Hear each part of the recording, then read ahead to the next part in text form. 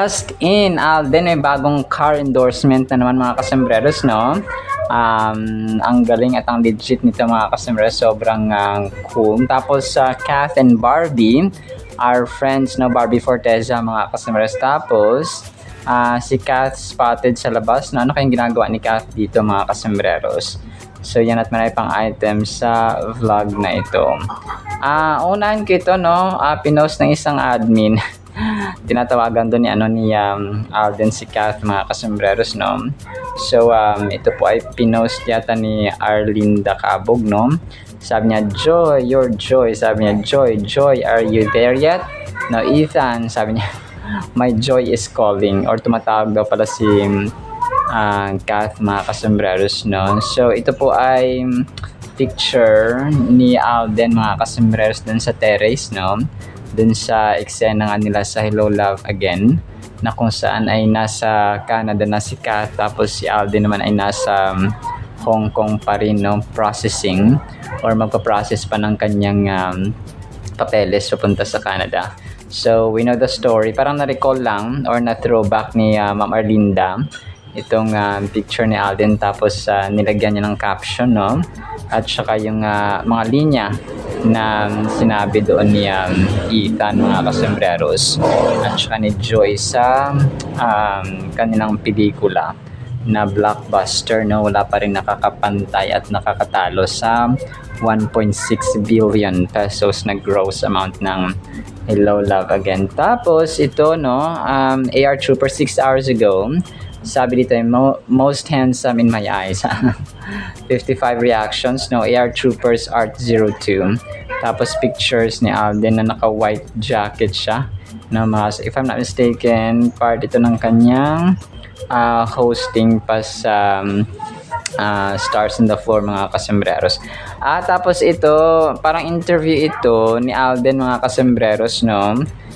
Parang na-recall lang siya nung bago yung shoot ng Hello Love Again mga kasembreros.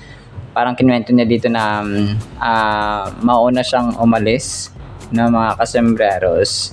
Tapos na-mention or natanong din dito na papaano niya na pagsasabay-sabay lahat ng kanyang show at saka movie mga kasembreros at saka ang kaganapan. Sabi niya, nagugulat din po ako, no? Sabi niya ganoon mga kasembreros, no? So sabi niya ito ay parang lumago na siya, no? He has grown up mga kasembreros sa industriya ng showbiz. So ito lang grabe, no? Yung pag-handle niya ng kanyang oras, no, time management, scheduling, kasi kung isipin mo talagang lagarista itong si Alden mga kasembreros. Kaliwat kanan ng mga endorsements, ang mga interviews, yung movies, mga kasus, of course, yung mga series, brand endorsements. So actually parang ano ito, may isa dito na parang sabi nung isa, yung eksena daw sa Hello Love Goodbye, parang hindi na daw pwede na pang off-cam mga kasus, kahit sa off-cam ay parang realistic na daw siya mga kasus. Tapos napatawa si Alden. Sabi niya, sabi niya ganun ni Soiti. Parang parang pasegwehan mga kasembreros. So yun, parang off-cam niya. Sabi niya, parang nako po, sabi niya mag-update na nando siya na si Alden sinabi ito kay Miss Anna mga kasembreros. So 3 videos ito no, na na-recall mga kasembreros. Mamaya kung gusto niyo po ay i-play po natin, no, ang mga videos na ito kung gusto niyo pong mapakinggan ulit mga kasembreros. Or actually ito na play na nakaraan kasi matagal na ito mga kasembreros, no. Ito ang ganda nito mga kasembreros kasi who's your celebrity crush or idol? So YMFS Cast Edition. So parang ano ito, pinost ng Lion Here TV. Tapos parang mga sila, bagong set of artists mga kasembreros, no.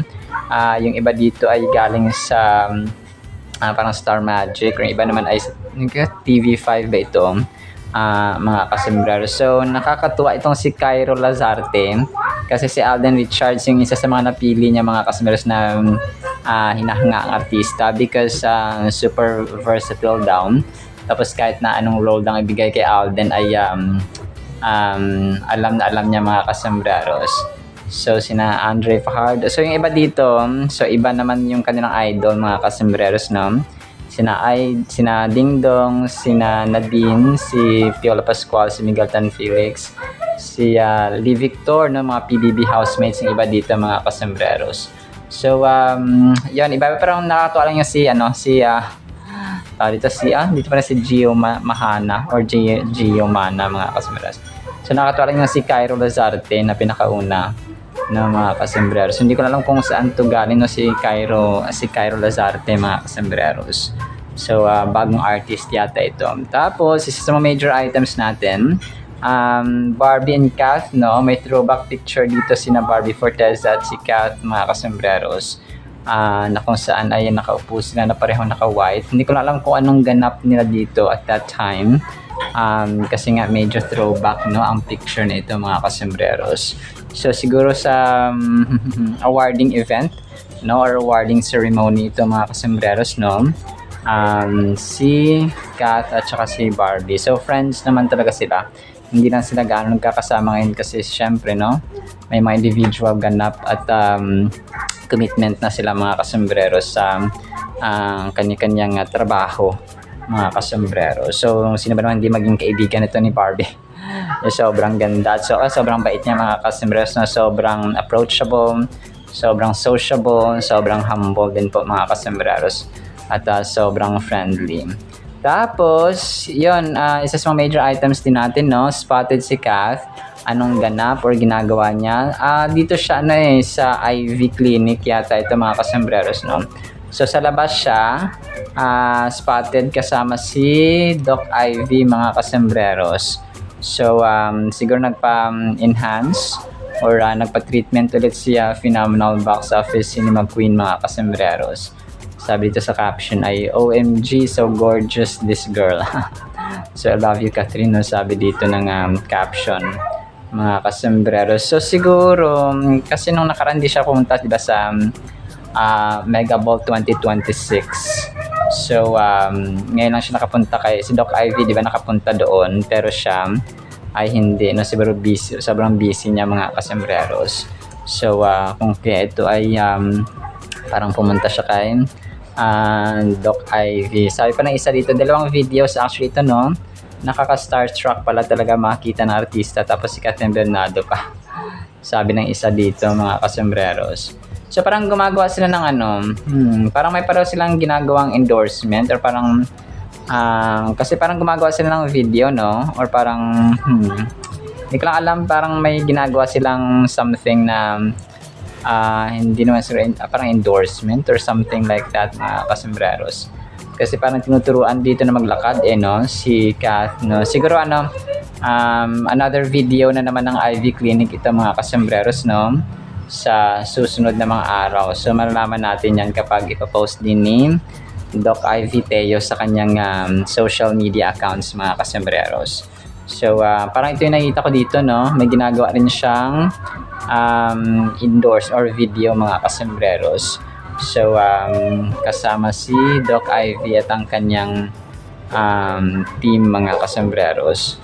Tapos yun, excited na mga tao sa bagong serye ni Alden mga kasembreros. So nag-post dito yung si Alden Ray 7 hours ago, meet Team Siargao on June 26. So tapos picture ni na Alden, Kim Jisoo, Nadine, and the rest of the team or cast of Love Siargao nga mga kasembreros. So sina Adrian, tapos si Kailin, Christopher Diwata mga kasembreros. So yun po no, yun talagang excited na rin ang mga tao mga kasembreros. Tapos major item din tayo mga kasembreros just in ito. May bagong endorsement no or car endorsement na naman si Alden.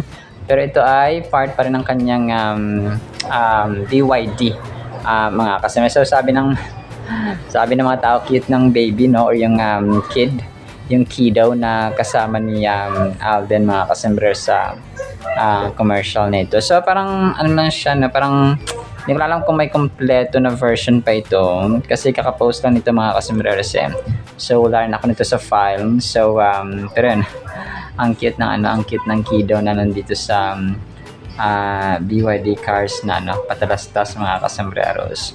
So tapos yun, parang nilapitan niya si Alden. Sin po siya mga kasambreros. So ang cute lang, no? Wala siyang boses music background lang ito mga kasambreros. Pero yun, talagang ibang klase, ibang level mga kasambreros ang isang phenomenal box office cinema king panibago. Nagulat nga ako sabi ko BYD cars naman, sa susunod niyan frutas na naman, special line clear braces and so on mga kasambreros. So talagang pasabog, no, si phenomenal box office cinema king every time. Tapos ito compilation naman ito ng food trip ni Kath mga kasambreros. So pinost ni Mochi02 mga kasambreros sa kanyang TikTok account, mga masasarap na nakain ni Catherine mga kasambreros.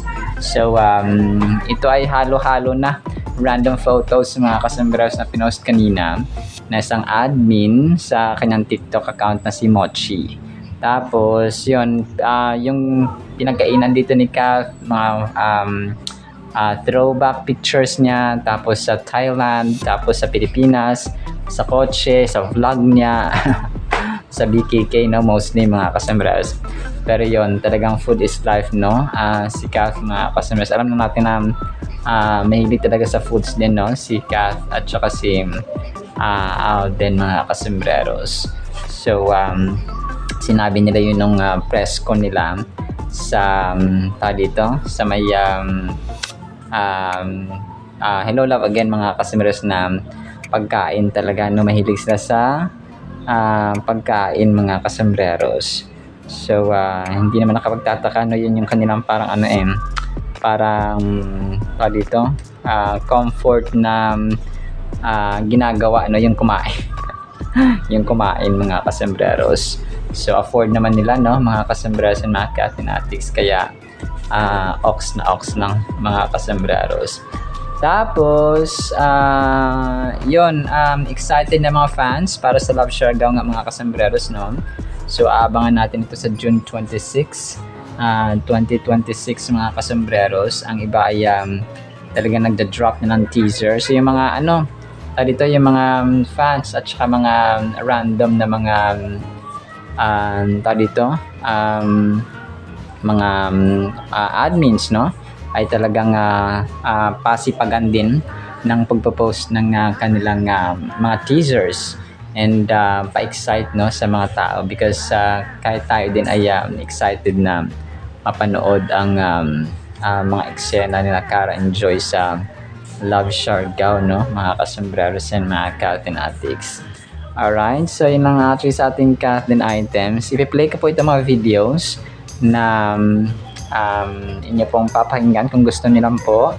Kung hindi naman ay okay lang, no, skip niyo lang. Tapos ang salita ng Panginoon na sobrang mahalaga sa ating buhay. Isang pinagpalang araw po sa bawat isa. Jimmy and Netflix work together for this project, so we couldn't be prouder.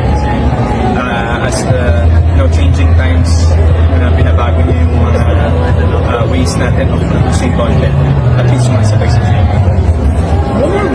Thank you so much. Parang hindi lang sa on kami na love goodbye. Parang off kami. Naku po! Pero pag mag-update na lang po ako. Pag na. I really look forward to shows like this. It has been a while since my last international show with GMA.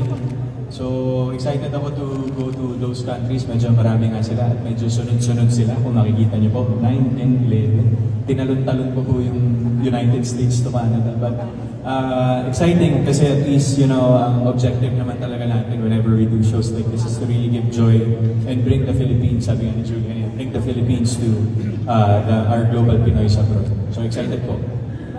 And do you feel like you're much closer sa mga OFW natin na kababayan? Because you played before. Yeah. Siyempre, definitely. I think we really should consider our OFW kababayans abroad heroes. Kasi the sacrifices that they have made for them to be in that country, malayo sa pamilya, to earn a living, to sustain their family here in the Philippines. Kaya sobrang meaningful sa akin that I was able to portray a role ng isang OFW because I can relate more to them. So I can be more of service to them in terms of entertainment. And Alden, aside from the shows ba, tutuhugin na rin yung shooting mo for Hello Love Again? What's the plan? Yes po, parang mauna po akong umalis prior to these dates. So, medyo matagal po kami doon and then clean up na lang yung schedule for me to be able to accommodate those dates. And paano mo napapagsabay-sabay lahat yan? Di ba? May shows, may movie, may serie, di ba? Nagugulat din po ako. Pero I think I've grown in the industry by doing these things that I love. I've learned to love. So, wala na yung pagod. It's part of it. But physically, tulog mo lang yan. I'm good na. And at the end of the day, it's fulfilling din naman. It's how you see things. It's not what you do. It's how you see it. Ano bang purpose nun? So, nandun ako purpose. And basta lang, singin ko na lang, sa upcoming gala, are you looking forward? May date ka ba? Sino ka? Or magsaka lang lalakad? I'll keep you posted po. Don't worry. Alright, thank you. Thank you. Thank you so much, Sir Alan. Ayan, maraming things with Alden's life na we should be posting. Yung shooting mo for Hello Love Again? What's the plan? Yes po, parang mauna po akong umalis prior to these dates. So, medyo matagal po kami doon and then clean up na lang yung schedule for me to be able to accommodate those dates. And paano mo napapagsabay-sabay lahat yan? Di ba? May shows, may movie, may serie, di ba? Nagugulat din po ako. Pero I think I've grown in the industry by doing these things that I love. I've learned to love. So, wala na yung pagod. It's part of it. But physically, tulog mo lang yan. I'm good na. And at the end of the day, it's fulfilling din naman. It's how you see things. It's not what you do. It's how you see it. Ano bang purpose nun? So, nandun akong purpose. And basta lang, singin ko na lang. Sobrang cute ngunit sobrang lupit mga kasambreros ng ating Word of God. Ang title po ay Jesus is the Man. Grabe na, bakit kaya ganito? 1 Timothy chapter 2 verse 5, there is one God, there is one man, standing between God and men. That man is Christ Jesus. So grabe no? Kung kaya sinasabi natin dito ay Jesus is the man. So si Lord Jesus Christ po, alam natin nung pumunta siya dito sa lupa para isalba ang humanity, ay he became 100% man and yet 100% God mga kasembreros. So ang man kasi referring din sometimes sa maraming gamit kasi itong man hindi lamang siya lalaki, hindi lamang siya isang husband for example or boy for example or grown up man for example. So ito po siya yung sometimes referring sa entire humanity and sometimes referring kay Jesus Christ kasi may mga verses din sa Biblia na Son of Man yung gamit mga kasimiras at tumutukoy kaya Lord Jesus Christ. So Jesus Christ, the Son of Man. So ganoon siya mga kasembreros. So kaya dito ay sasabi dito na Jesus is the man ko. Kasi di ba sa term ng showbiz, sa term ng mundo, you're the man. So di ba parang ganoon mga kasembreros. So ibig sabihin, ikaw yung napili, ikaw yung pinakabukod tangi mga kasembreros. So para may segment yan dati sa sa ABS-CBN na tarito kay Willie Revilla kay Willie Revilla ba yun na parang sasabi niya you're the man, so parang ganun yung parang may search mga kasembreros ng mga pogi at saka deserving na mga lalaki mga kasembreros. So you're the man. So yun, kapag sinasabing you're the man, for example naman sa babae, sabihin you're the man, so ibig sabihin ikaw yung napili niya maging boyfriend or maging asawa mga kasembreros or maging partner. So yun siya, you're the man. So parang you're chosen. Okay? Ikaw yung napili at saka nabumukod tangi mga kasembreros sa lahat-lahat. So dito ay tinutukoy niya description. There is one God, nag-iisang Diyos mga kasembreros. So sa India kasi maraming Diyos nila yung Diyos nila baka, Diyos nila snakes, Diyos nila yung saint ganito, saint kanyan, saint.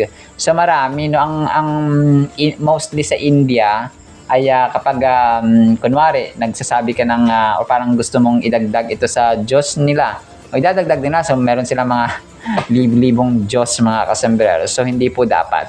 tatlo yung ating Diyos, but there's one God. No, one God, three elements or three personas, mga kasus. Kaya tinatawag siya na Trinity. No, God the Father, God the Son, God the Holy Spirit. So dito, tinutukoy at in-emphasize ulit ni Apostle Paul na meron lamang tayong isang Diyos, hindi marami. Okay? Sa iba kasi, pag dineclare na si Saint Bernardo, o Saint Catalina, o Saint ganito. So, ginagawa na nilang Diyos, mga customers. Yung mga saints actually, mga good examples yan sila, no, na naglingkod sa Panginoon, namuhay ng banal, but not to the point na sila po ay sambahin, no, mga kasambreros. They are good examples, but they are not God because there's only one God, mga kasambreros. There's one man standing between God and men. So, ito yung sasabi nito. Ang role ni Jesus Christ na in-emphasize dito ni, or dinescribe dito ni Apostle Paul, mga kasambreros, ay siya po ay meddler. Siya yung tagapagitna, mga kasambreros. Kasi, nung ang tao ay sobrang makasalanan na, nung hindi pa siya dumadating, he became the meddler. Okay? Siya yung intercessor, siya yung tagapag-pray. Kung parang sa isang korte, siya yung attorney. Okay? Si God the Father yung judge, si Holy Spirit ang witness, or yung may witness, mga kasus, di ba may mga witnesses sa korte. So Holy Spirit is the witness and Jesus Christ is the attorney or the lawyer. Tapos tayo naman yung nasasakdal. Tayo yung makasalanan, mga kasus, na kailangan ipagtanggol. So parang ganun yung setup niya, mga customers. So dito, standing between God and men. So ito yung sasabi niya na when Jesus Christ died on the cross, no, He offered Himself to be sacrificed, to be butchered. No, grabe yung term, mga kasus, kasi talagang pinaslang siya, parang kinatal siya talaga, mga customers, na tupa, no, grabe. Kung napapanood niyo po yung The Passion of the Christ, talagang kayo po ay hindi niyo po mapigilan maluha talaga sa grabing pag-ibig ng Diyos, mga customers, sa atin every time we are being reminded of His great, deep love, mga kasambreros, no? Hindi po mapapantay ng pag-ibig ng Diyos sa atin. That is why He also deserves our all, no? Mahal natin siya ng buong puso, lakas, kaluluwa at isipan, mga kasambreros. So, tinutukoy niya dito, pinopoint out niya, may description siya na bigay na there's one God, there is one man standing between God and men. So, yung man na tinutukoy niya dito ay si Christ Jesus, or si Jesus Christ, mga kasambreros, our Lord Jesus Christ. So, kung pa may description siya na binigay, pero ito po yung gusto niyang tukuyin, that Jesus Christ is the one, no, na talagang parang tagapagtanggol natin, mga kasambreros. So grabe, no? This verse states a powerful truth about our faith. It tells us there's one God and one mediator. So yun pala, isa pang term dito ay mediator, intercessor, meddler, mga kasambreros.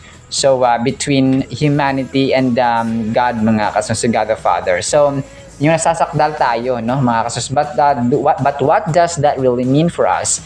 When we think about it, a mediator is like a bridge, no? Tulay siya, mga kasambreros. If there were a giant canyon between two places, the mediator would be the bridge that connects them. So ganoon siya, mga kasambreros, no? Bridge, no, tulay, connector, no? Siya yung taga-connect, mga kasambreros, between humanity, between sa atin at saka sa kay God the Father, mga kasambreros.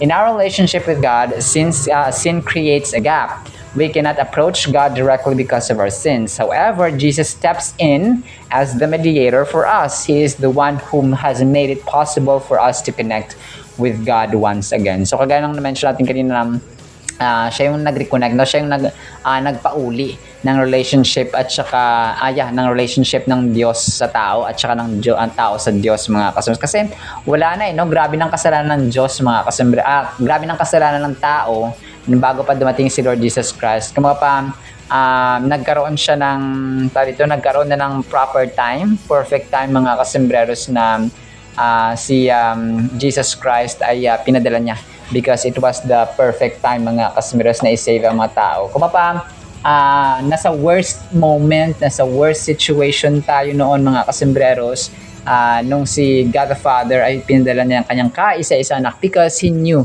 that was the perfect time, because He created the timetable, no? Siya yung naglagay ng schedules. Kumbaga pa sa isang kumpanya, siya yung tagagawa ng schedule, mga kasambreros. Siya yung may-ari ng kumpanya, and he knew when and how mga customers yung process. Grabe no, yung pagpapadala ni God the Father kay Lord Jesus Christ was something na we have to be thankful, we have to be grateful every single day.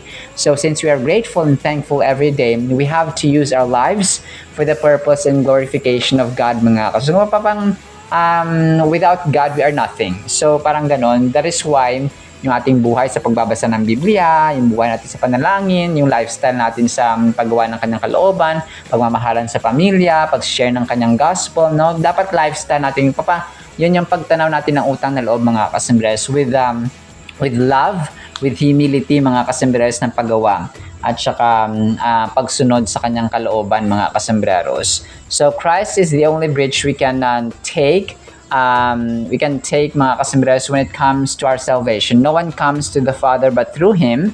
Understanding this helps us live with confidence in prayer, knowing that we are heard. So ganun siya, no? John 14:6, no? He's the way, the truth, and the life, and no one comes to God the Father except sa pamamagitan niya mga kasembreros. So yun siya, isa pa palang verse yun, no?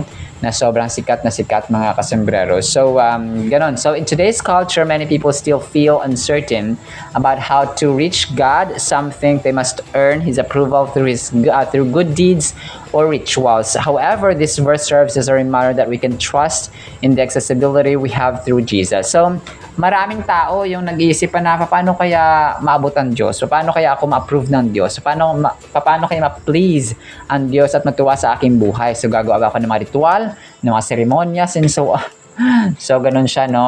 Not knowing na only kay Jesus Christ lamang. Because Jesus Christ is the Son of God.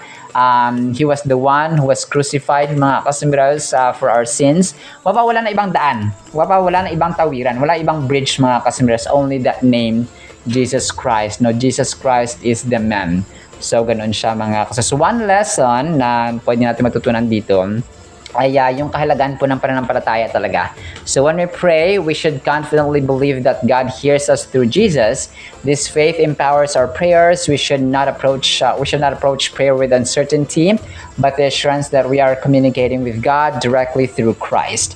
So pamamagitan talaga ni Lord Jesus Christ mga kasembreros. So wala nang iba. Kasi nga kapag tayo po ay nanalangin sa ibang mga Diyos, so hindi na yung totoong Diyos mga kasas, because the power, the might, the authority, the eternity mga kasembreros, at saka yung sovereignty, yung full power, yung full authority sa heaven, sa earth, and even under the earth ay kay Lord Jesus Christ binigay mga kasos, hindi sa kung sino man dyan na pangalan or kung kanino man dyan mga kasos, only kay Lord Jesus Christ. Kasi nga ang question, sino ang namatay sa krus? Sino ang namatay sa krus? Sino ang nabuhay na ikatlong araw at saka bumalik at sa kanang trono ng Diyos sa langit mga kasos? Only the name Jesus Christ. Now, another crucial lesson from 1 Timothy chapter 2 verse 5 is the call to help others find a relationship with God. So ito yung ito yung mission natin mga kasembreros.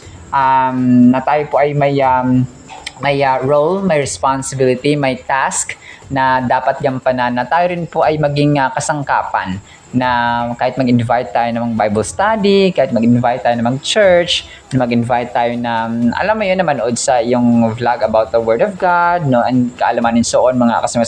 So ganun po siya, no, we have that responsibility, especially yung ating mga pamilya, yung ating yung ating anak, asawa and so on mga kasembreros, magulang.